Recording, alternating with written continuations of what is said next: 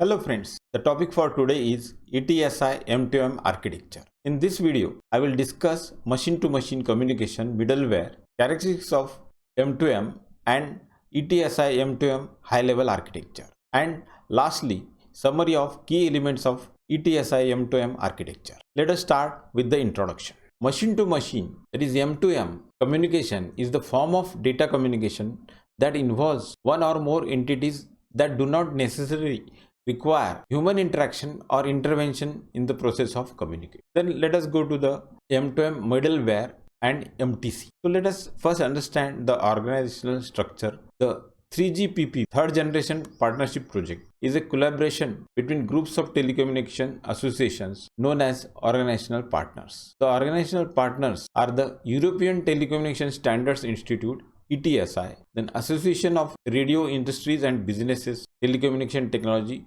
Committee Japan, then China Communication Standard Association, then Alliance for Telecommunication Industry Solution North America, and Telecommunication Technology Association South Korea. The project was established in December 1998. The concept of machine type communication MTC was introduced by 3GPP. MTC is the term 3GPP used for cellular M2M communication. It refers to communication without or with limited human intervention. Data are input or generated by machines instead of humans, which can be significantly faster. Most future big data growth will be in the area of M2M machine generated data. Examples of which include satellite-based telemetry applications generated data, location data such as RFID chip readings, global positioning system output, that is GPS output, then temperature and other environmental sensor readings, then sensors readings from factories and pipelines, output from many kinds of medical devices in hospitals and homes alike. Then let us go to the characteristics of M2M or MTC. Some of the characteristics of M2M communication systems are given below. First, low mobility. M2M devices do not move infrequently or move only within a certain region. Then time control. Send or receive data only at certain predefined periods. That's why they are time control. And time tolerant. Data transfer can be delayed. Packet switch. Network operator to provide packet switch service with or without a mobile station international subscriber directory number, MSISDN. Then online small data transmission. MTC devices frequently send or receive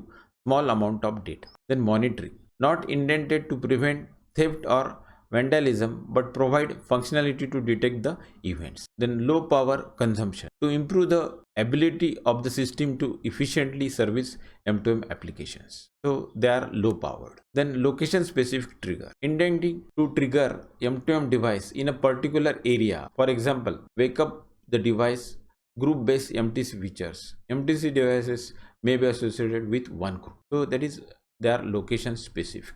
Then let us go to the high level architecture. ETSI machine to machine communication is an application agnostic standard containing an overall end-to-end M2M functional architecture identifying the functional entities and the related reference points. It describes a source-based architecture that can be used for exchange of data and events between machines involving communication across networks without requiring human intervention. The high-level architecture for M2M includes a device and gateway domain and network domain. Let us go to the device and gateway domain. The device and gateway domain is composed of the following elements: M2M device, M2M area network, and M2M gateway. As you can see here in the figure, we have the device and gateway domain and the network domain. The device and gateway domain has M2M device, M2M area network, and the M2M gateway. So that is used for connecting to the access network in the network domain.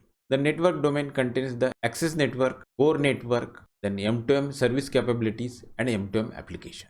Then it also has the M2M management function and network management functions. These functions are used for the management of the M2M and management of the network. Let us go to the M2M device. A device that runs M2M applications using M2M service capability. M2M devices connect to the network domain in the following manner. Case 1.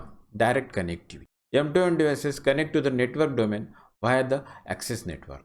The M2M device performs the procedures such as registration, authentication, authorization, management, and provisioning with the network domain.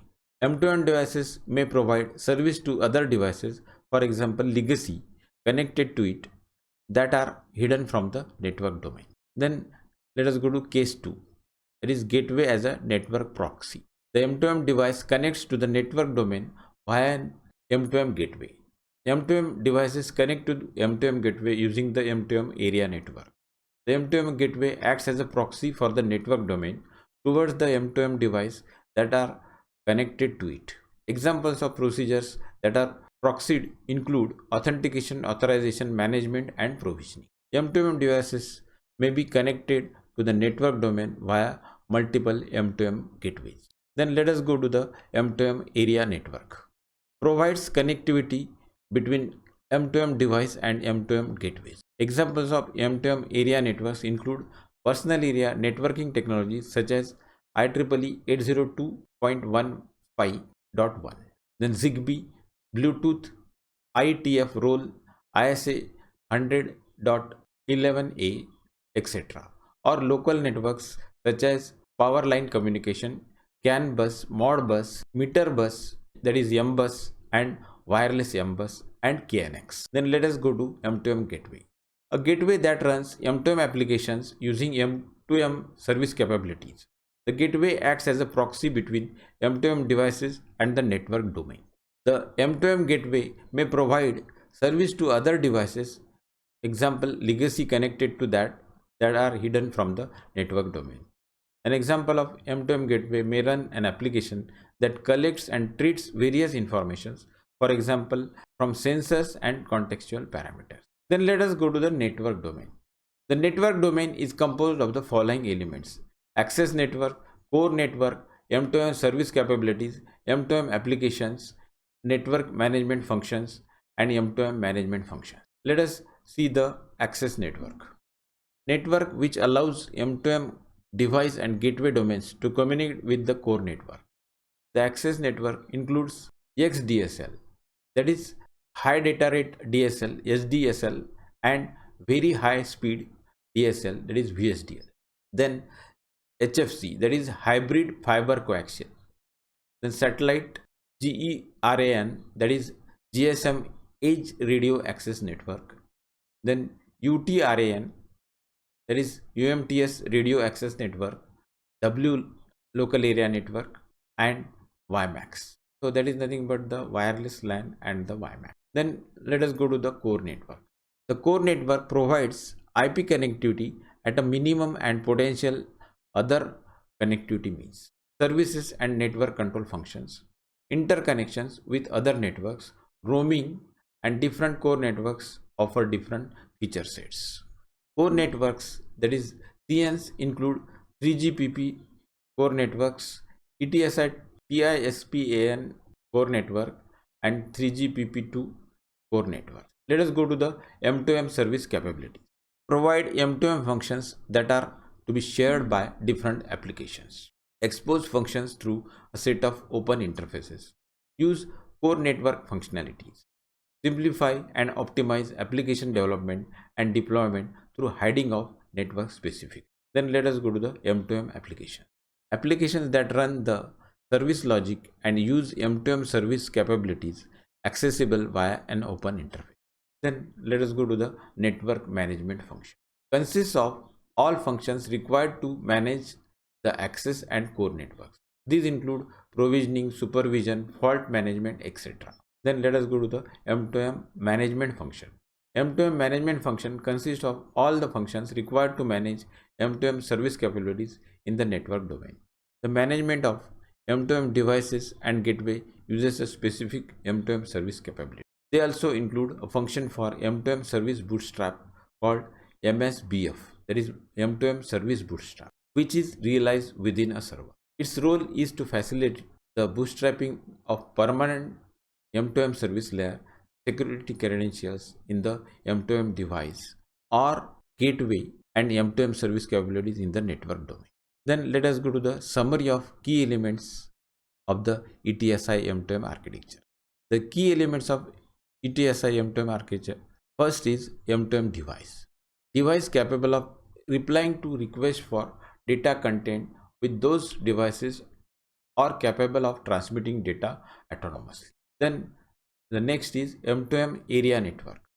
That is part of the device domain. Provide connectivity between M2M devices and M2M gateways. For example, personal area network. Then M2M gateway uses M2M capabilities to ensure M2M devices interworking and interconnection to communication network. Then next, M2M communication networks. That is the part of the network domain. Communication between the M2M gateways and the M2M application. Examples: XDSL, LTE, PLC, that is power line communication, satellite, WiMAX, and wireless LAN. Then M2M application contains the middleware layer where data goes through various application services and is used by the specific business processing engine. So these are the key elements of ETSI M2M architecture. So with this, we come to the end of this video. If you like the video, press the like button, share with your friends, and subscribe to our channel Engineering and Technology for You. And don't forget to press the bell icon so that you get notifications for our future videos on this topic. Then thanks for watching. Have a nice day.